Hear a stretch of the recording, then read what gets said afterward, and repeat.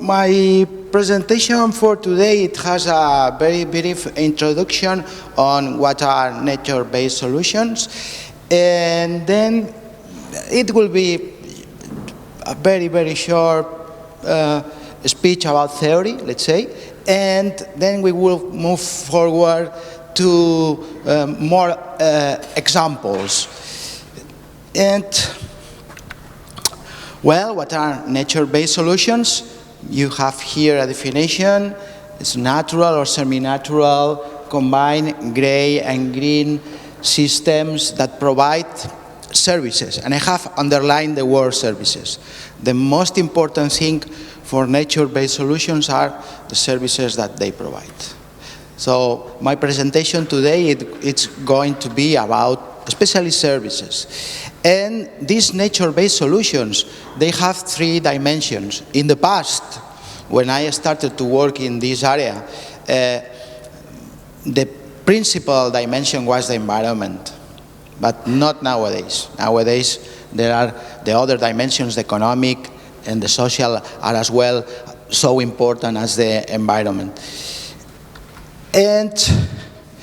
And we, the ones that we work in this area, we believe that this type of systems, they are very important for the future, for renaturing cities, as you can see here. These are just two news that I have pasted in my presentation. Two studies. The first one says that contact with nature in urban areas can have numerous health benefits, and this is not just, these are not just words, it's a real study. You got the citation there. Or the other one is another example from my city. They say urban gardens provide many ecosystem services to Barcelona residents, and they have identified that these urban gardens, they have identified 25 ecosystem services or benefits from pollination to environmental learning, etc. in a study. And these are serious studies. These are not just newspapers. These are serious studies published in referred journals. So it's good information. And I have put a link below, you can see. I'm sure that this presentation will be available for you as a documentation. This link is quite interesting. If you ask me, oh, Joan, where you get this news in this link? This is a news alert from the European Union. They have a system where they put news related to environment, let's say, environment in a broad way. So, and nature-based solutions, they copy nature. I used to say in Spanish, I say mimic, but Sean says me that mimic in English, it doesn't look very nice, so he prefers to say copy. But and provide services. And there are different classifications for the services, and this is one. Services, they can be classified depending on the authors in different groups. Here in this case there are 4 groups. You can see it's a triangle with 4 groups. Regulating, that means that these nature-based solutions can help to the improvement of the air quality, the improvement of the climate, to take care of water runoff, etc. Or provisioning, they can produce food, fiber, biomass, wood, or the services can be of the type of supporting. That means they can help with nutrient cycling, they can help with water cycling, etc. Or the services can be cultural, so they can be used for recreation, for ecotourism, for ethical values. So you see, we have the different types of services. And this is theory. I will show you later in an example these services put in a real example. And this is the beautiful picture. It was done by a girl from the 4th degree from North Carolina. I found this picture in the internet, and it's just to show you that nowadays ecosystem services, they are already studied in the school. When I was a kid, no, I didn't study this, but nowadays our teachers, our professors, they are able to speak about this to the kids, and they can make drawings and they can put what are the ecosystem services for a wetland, and they say, well, the plants help to control erosion, they can help to clean our water, they provide habitats and everything. So you can do art and at the same time learn a bit of science. So here the message is just to say to you that this is not a strange thing. It is already taken care at the school level. And here, this is as a slide, is a very bad slide, but I just want to show you that the different types of nature-based solutions. And I have taken this slide from the reference that you have there, Green Infrastructure Guide for Water Management. So you have here a list of the different nature-based solutions, in this case for water management. And you can see here are the name of the nature-based solutions. In this case, they call green infrastructure. But and here you have a water management issue. What these green infrastructures, these nature-based solutions address. For example, in this case, water supply regulation. So you can have reforestation and forest conservation, reconnecting rivers, wetlands for restoration, constructing wetlands, water harvesting from the rain. So this is just a checklist of the different nature-based solutions that you have for your information. And also you have the book here, the book produced by our colleagues, Sean and Liam. And in this book, you will find also the different types of nature-based solution. In the book, they present each type of nature-based solution, and they describe if this nature-based solution impacts climate change or restoring ecosystems or resource recovery or wastewater treatment. Let's put an example. This is for one example. This is a nature-based solution named Manage Aquifer Research. It's very easy, in fact. The name is very cool, but it's something very easy. It's just to have like a pond with a permeable soil, and then you put the water, for example, from a river. In this case, this is a real case, from a river, and then this water, it's clean in the zone where it infiltrates, and then the water is stored in the underground. So you can, by this way, you can have, they say, you have resource recovery because you are taking care of the water and you are storing the water in the underground, which will be available for the future. You are dealing with the climate change, and you are improving the water quality also. So this is the way that the book works. So it has a description of different types of nature-based solutions, and then the benefits that these solutions give. And an example of nature-based solutions that you probably may know here in Ireland are the reed beds. We say the constructed wetlands or reed beds.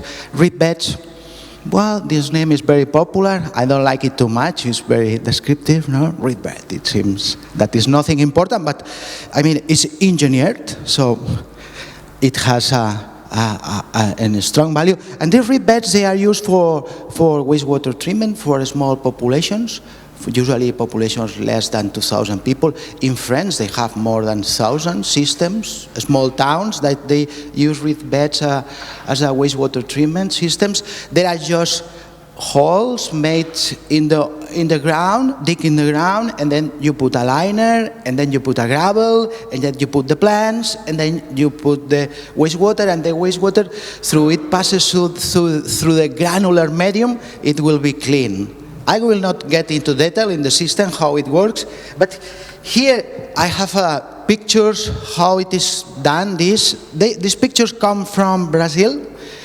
I had a PhD student from Brazil, and she gave me these pictures. You make the hole, you put the liner, you put the gravel, you plant, the plants grow, and at the end you have this beautiful thing. And this can be used for wastewater treatment, so purification of water. And you can do more sophisticated designs, if you like, with these nature-based solutions. The first one, on the left hand at the top, is the Churchuk wetland. This is a facility that exists in a natural park in Poland. The one at the low part of the right hand, it's the butterfly wetland. This was constructed in Koh Phi Phi in Thailand. And the upper one in the right hand is the Lotus wetland. This was developed in a EU project called NEIGHBOURS. And the other one in the form of the camel this is a camel wetland developed in the Swings project. So, I mean, you can do nature-based solutions and you can do nice designs if you like or not. It's not always necessary to act like this. And this type of system, I have shown an example, which are the reed beds. And now another example, the nature-based solutions. For example, in this case, is again a reed bed, but this is a different type of reed bed. This reed bed is used for combine, the CSO is combined sewer overflows.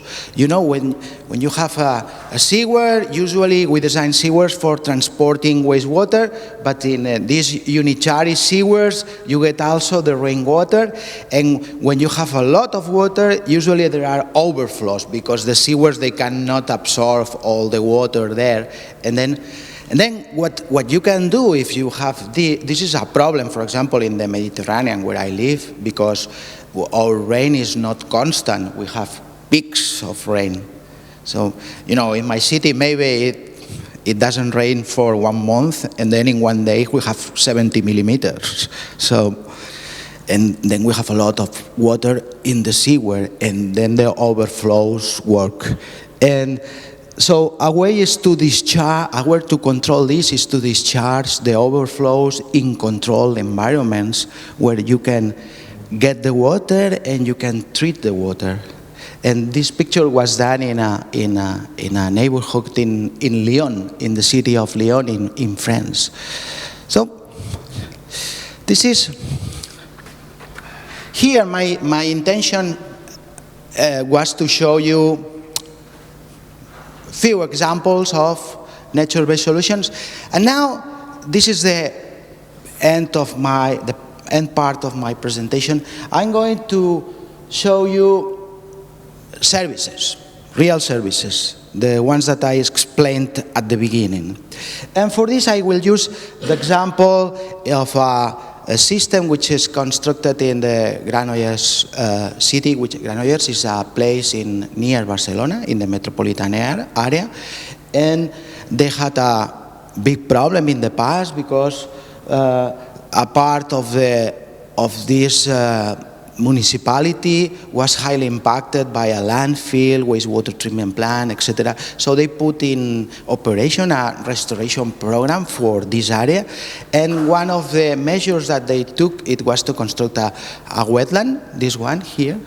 You can see the city is here, the river, the wastewater treatment plant, and so what they do is the effluent of the wastewater treatment plant is pumped to the wetland with the idea to improve water quality as well as to create an area for recreation. And now, this has been in operation since the beginning of the 2000s, and now what I'm going to do is to identify the ecosystem services that the system provides. Well, this is another picture of the system, just for you to see how it looks, 1 hectare. Supporting systems. This has helped to improve and restore habitats that in the past were not there. They have made an assessment of the plants and the habitat and the animals which are there, because what they have done in the city hall is to involve they have like a natural history museum, so the people working there, they are taking care on making assessment of plants and animals. So they have detected more than 170 plants, not only in the wetland, if not in the surroundings. They have seen that the reptiles population, the birds and the mammals, they have increased in the area. And they constructed, years after the construction of the wetland, they constructed an amphibians pond. So a part of the water of the wetland is discharged into a small pond. You can see here the picture of the pond. And why amphibians and what they do with these ponds? The amphibians, because you probably know that the amphibians, they are endangered everywhere in the world. They are at a risk. So this is.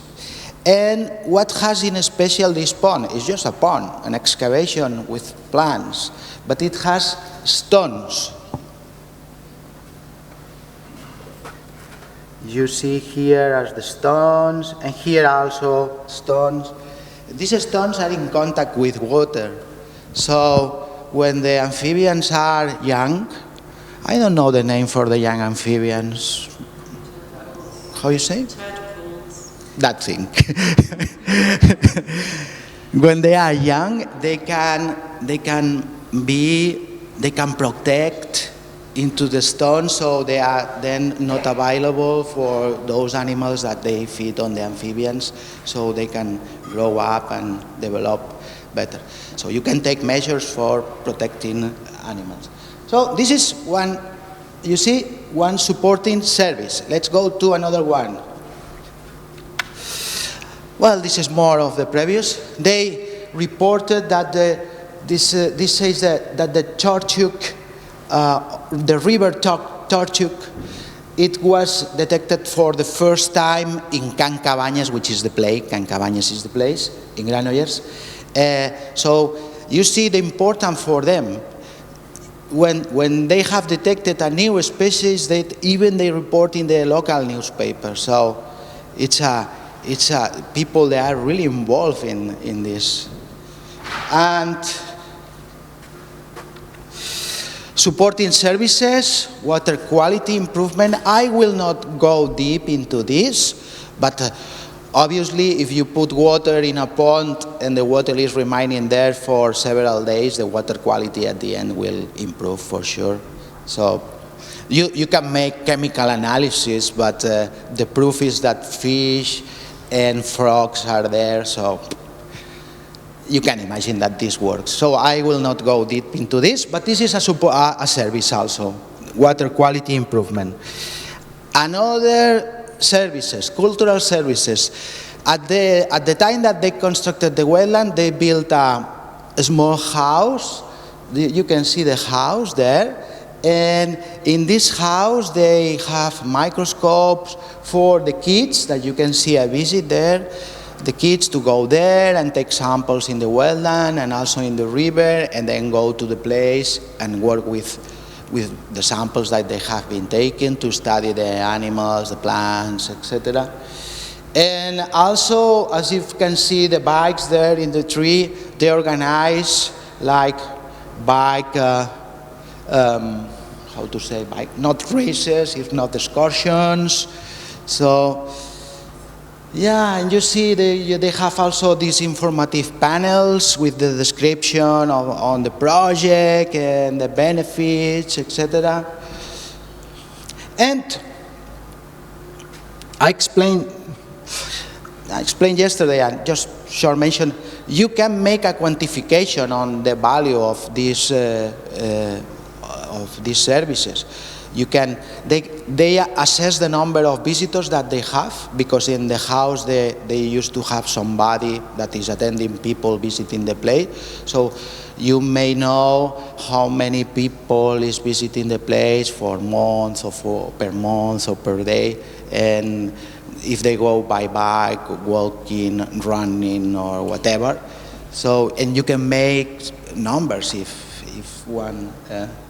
Another service, provision service, water for irrigation. The guys that they did was in 2008, they built a small reuse treatment plant. So the effluent of the wetland is filtered, and then they add a little bit of chlorine, not too much.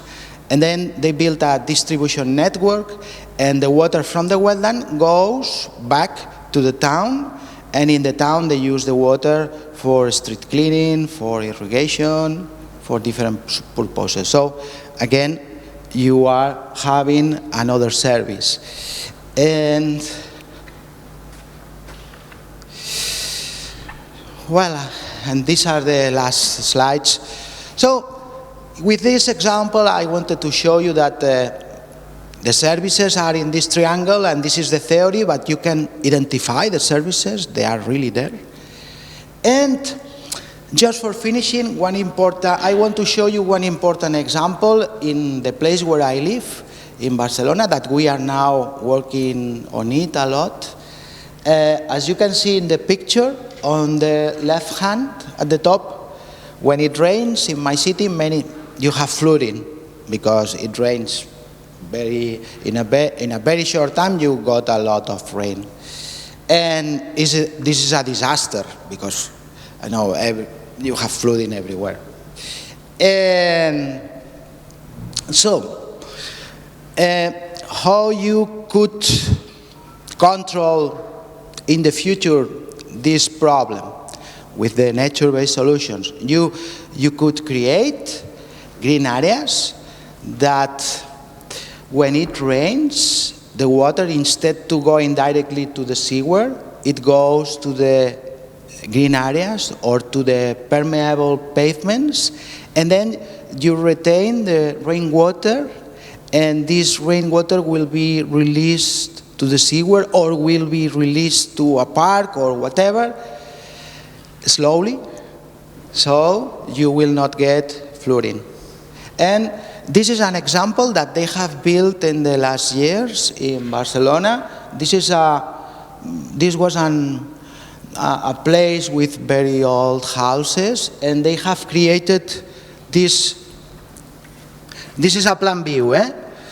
They have built new buildings here, and they have created these green areas for the absorption of the rainwater.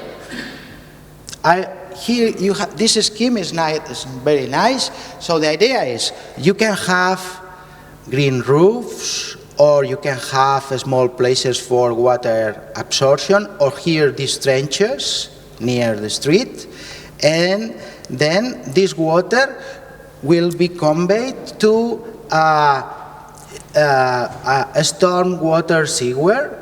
And this stormwater sewer will be discharged into a park which has a pond for retention of the water.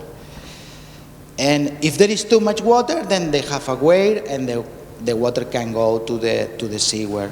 But the idea that we have in the city is to implement this type of solutions in many different places to avoid flooding, which is, I have to say, it's a very important issue in where I live, because at the end what happens is that the water ends into rivers and the river into the sea, and then we are polluting the sea and the beaches and everything. And you know, we live a lot on tourism, so we need to have clean water on the sea and beaches in good condition.